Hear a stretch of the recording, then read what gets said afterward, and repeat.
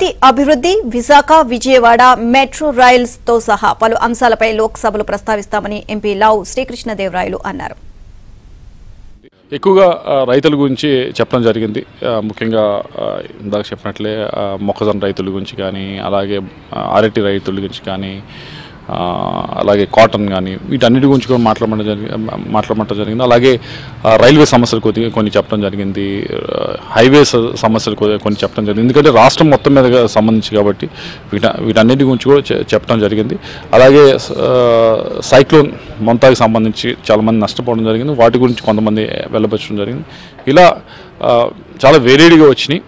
దాంట్లో ఒక 30% దాకా మాత్రం అది రాష్ట్రంలో చేయాల్సినవి, రాష్ట్ర ప్రభుత్వంలో చేయవలసినవి, రాష్ట్రంలో మాట్లాడవలసినవి, వాటిని క్రోడీకరించి ఏదైతే స్టేట్కి సంబంధించినవో అది క్రోడీకరించి, ఏదైతే కేంద్రానికి సంబంధించినవో అన్నీ కూడా ఒక లిస్టులా తయారు చేసి తప్పకుండా ఈ సెషన్లో అవసరమైతే మంత్రులు కలవటం, మళ్ళా అలాగే వాటిని ఎక్కడైతే పార్లమెంట్లో సమస్యలు లేవతాలో అది కూడా తీసుకొని మాట్లాడటానికి ప్రయత్నిస్తాం.